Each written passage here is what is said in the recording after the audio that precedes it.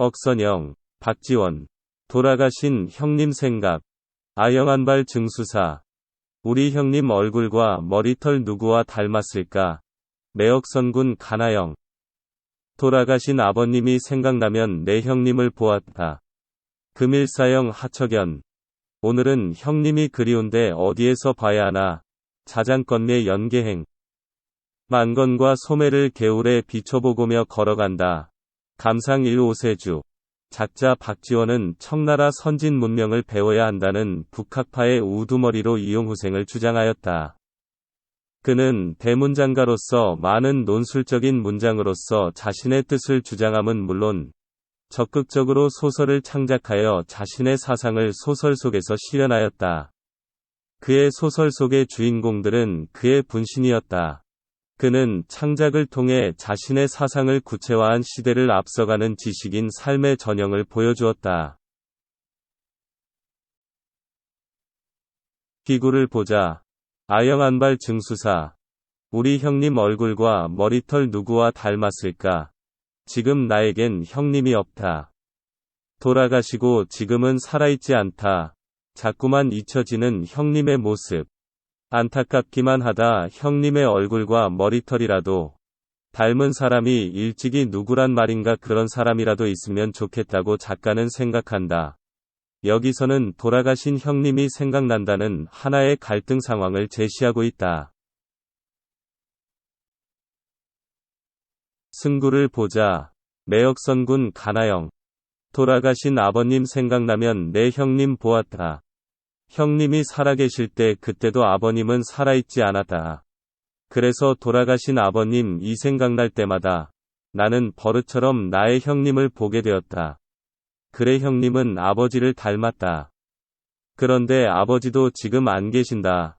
여기서는 승구에서 생겨난 갈등 상황이 구체화되었다.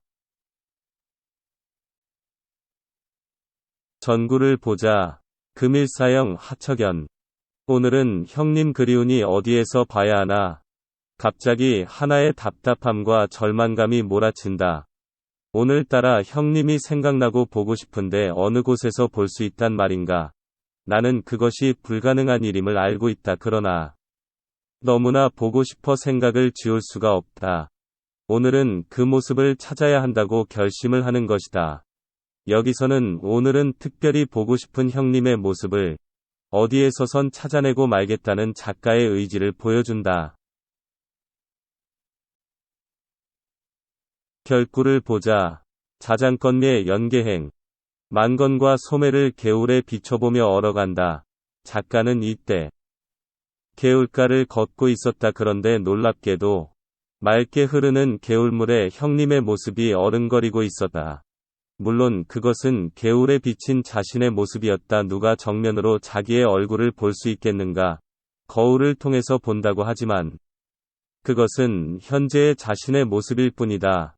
과거의 모습은 잊어버리고 있을 것이다. 이러한 이치로 내 나이대의 형님 모습과 내 모습을 동일 시간, 동일 공간에 놓고 볼 수는 없는 것이다.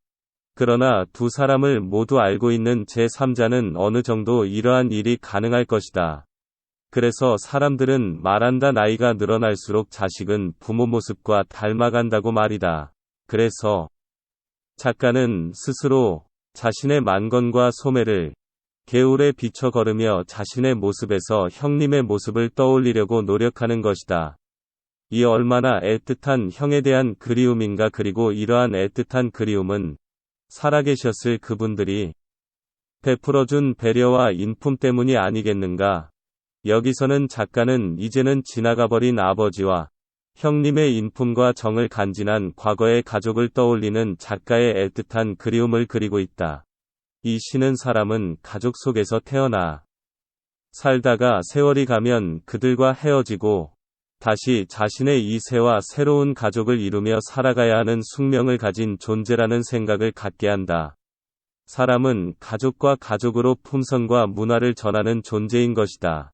작가가 대학자로서의 의업을 이룬 요인의 하나가 어쩌면 아버지와 형님의 이해와 사랑을 받았음이 아니었을까. 연암의 학문은 적어도 몇 대에 걸친 그들 가족의 유형무형의 힘이 집적되어 이루어진 것이 아닐까. 가족애의 중요성을 다시 생각해 보게 한다. 인간은 사회적 동물이며 동시에 역사적 동물인 것이다.